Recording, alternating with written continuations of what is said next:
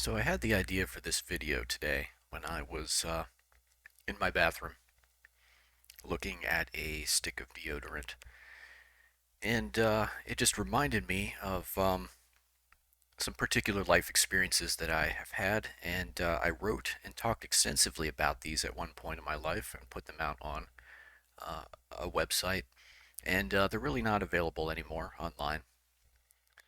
And so I decided to do kind of an updated version of that in video format for YouTube in hopes that this will help someone else out as it helped me out. So today we're going to be talking about depression and one of the possible root causes for it, which is heavy metal toxicity. So the last couple years of high school, um, I really began struggling with pretty extreme depression. Not to say that I hadn't experienced it before that point, but it became noticeably worse at that point in time. And there's a couple reasons why this may have happened. I did pick up a very rare foodborne bacterial infection when I was on a missions trip to Brazil. Um, it's a bacterial infection that is caused from eating contaminated dairy. In the region of Brazil that we were in, the gaucho cowboy culture and beef products and dairy products were a big thing. So we were eating a lot of that stuff. And, you know, I just picked something up, I think, at that point in time. And it really began to wreck my health over about the next decade.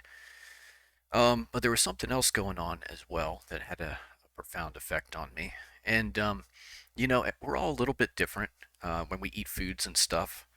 Some of us, our bodies have a proclivity for retaining some things and excreting others. And, everyone's a little different in that regard. And unfortunately for me, it's been demonstrated several times over the years that my body has a tendency to accumulate heavy metals. And there's certain heavy metals. The two that I had issues with specifically were copper and aluminum. When they build up to a certain level in your nervous system tissues, they start causing some pretty extreme symptoms, and depression can be one of those things.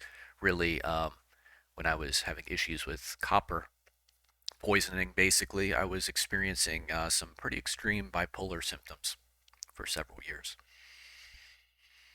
Um, it took a very long time to get that stuff diagnosed, but once it was diagnosed and it was found that my levels of copper were something like 1400% normal, it was relatively quick and easy. Really, it took only a few months to chelate or detoxify, get that stuff out of my system, and get back to a normal functioning level of life.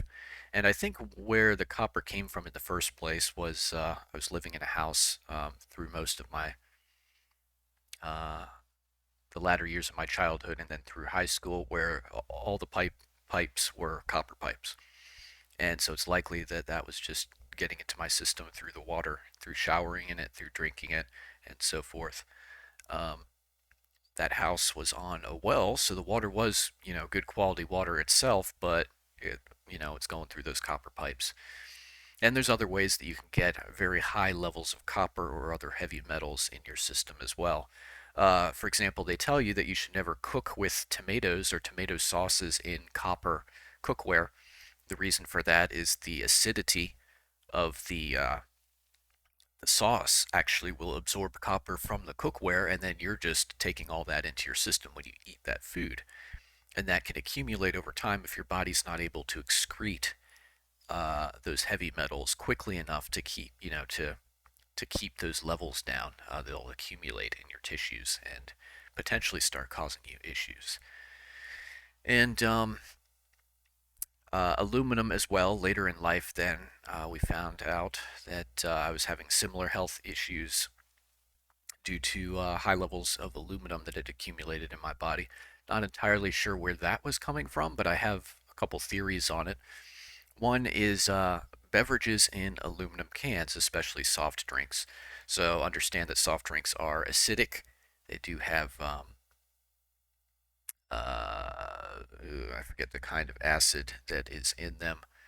Um, but I have to wonder a little bit if phosphoric acid. There we go. I have to wonder a little bit if glass is much more inert.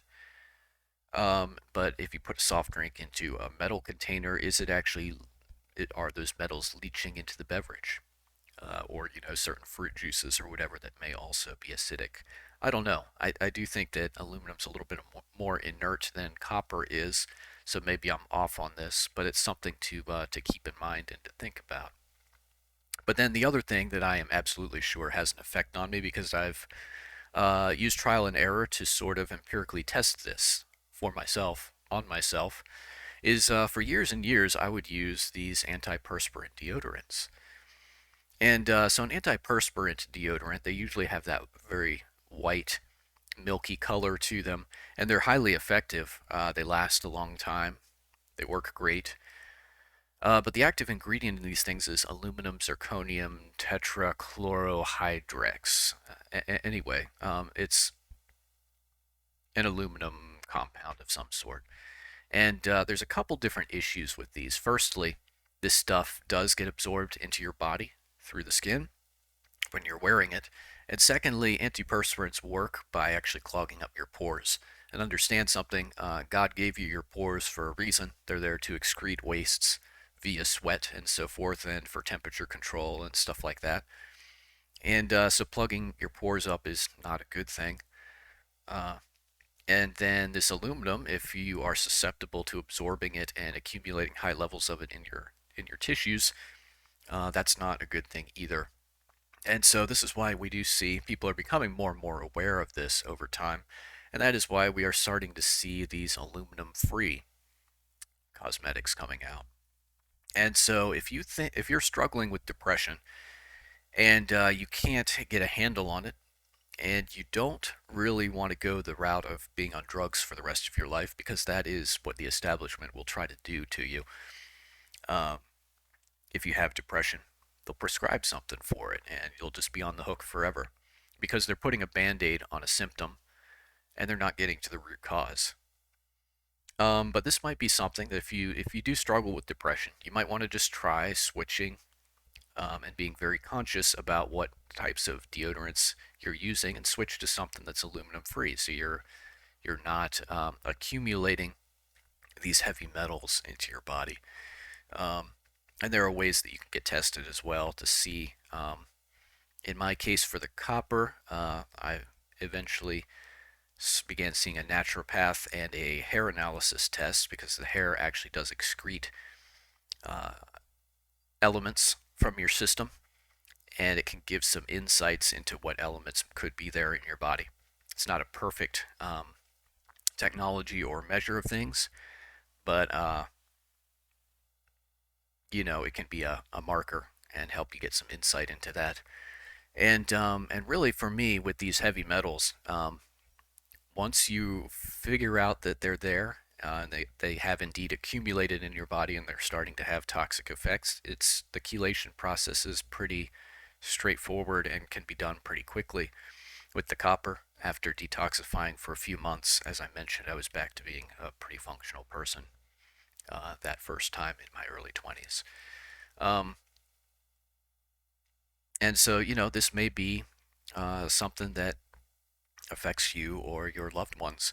Understand that we live in a world where all of our foods are highly processed, they have chemicals in them, all of our cosmetics. 100 years ago, 150 years ago, people weren't using cosmetics that were highly processed chemicals like we are today. They were using much more natural means of cleaning themselves, soaps and more naturally based fragrances and stuff as applicable. Um, and I don't think extensive studies have ever been done on a lot of this stuff. No one's ever done a study on electricity and whether, having it running through the walls of our houses 24/7 affects us biologically, which it must. You're creating these electromagnetic fields that we're living inside of. It must have an effect. But no one's done any studies on these. And then how could you at this point? Because virtually everyone lives in these types of environments now.